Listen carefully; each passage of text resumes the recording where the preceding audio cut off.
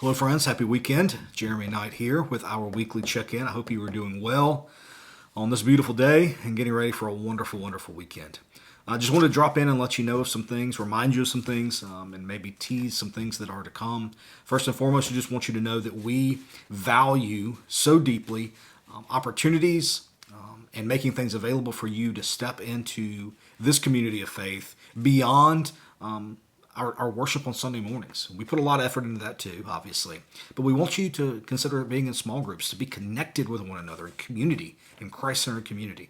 Lots of different ways to do that. I bring it up this time of the month because a lot of our small group meetings that meet periodically or meet monthly, those all tend to happen kind of the second and third week of each month. And so literally, we have lots of opportunities in the next couple of weeks for you to connect, whether it's our United Methodist Men's Group, whether it is our United Women in Faith, which have two different groups that meet. They have one that meets during the week at 10:30 a.m. They also have one that meets Saturday morning once a month. Really great opportunities for fellowship. Our Table and Soul group meets once a month in homes, where they gather around and share a meal with one another and talk about life and faith and purpose and meaning. Really great opportunities. We want you to step deeper into that. And so if you want any more information, please reach out to me. Check your newsletter. Lots of opportunities there for you to check in a little bit deeper.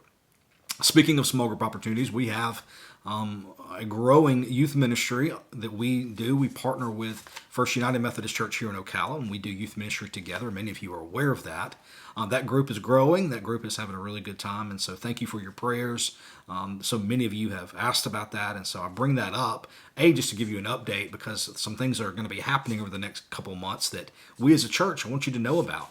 We're going to have opportunities for our youth to go on mission trips this summer, as well as go to camp together. And so you'll be hearing more about that in worship and ways that you can support that effort. In youth ministry parents, you'll be hearing more details about how to sign up and how to make those possibilities happen for our students. And lastly, well, not lastly, but another thing, everyday offering. Just a reminder, we're collecting shelf-stable food items for our friends out at Forest United Methodist Church for them to distribute to folks in their community that are in need. They run a food pantry there and do a phenomenal job. And so if you want to take part in bringing food in, please bring it here. We'll collect it all and get it out there to Forest United Methodist Church, which is about 13 miles east of us at the end of this month. So thank you in advance for that. Now on the 18th of February, it's just a matter of days away, we're going to begin a Holy Lent together. It's crazy to think that Lent is almost here.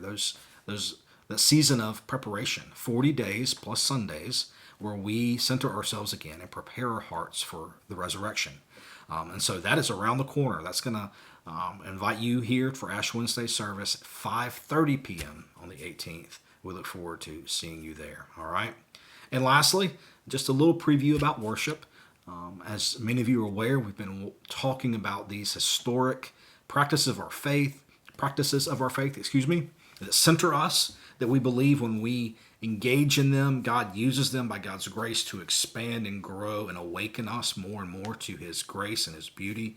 And so we turn the page to another practice this week, and it is the practice of Sabbath.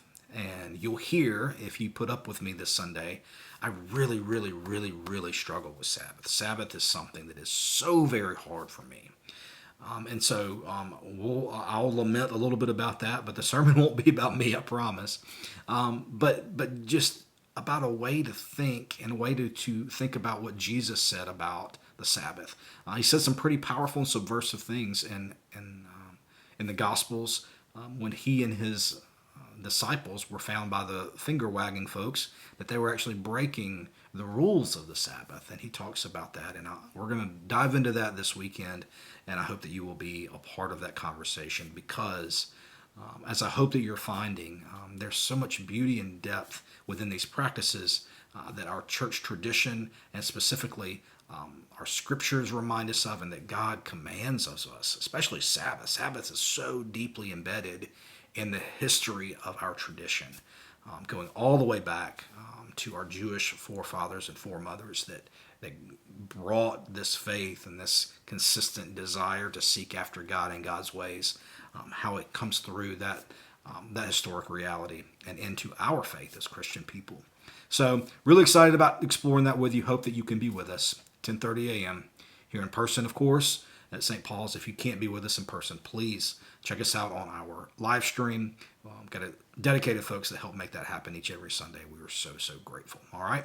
Grace and peace to you all. Have a wonderful weekend, and I hope to see you very, very soon.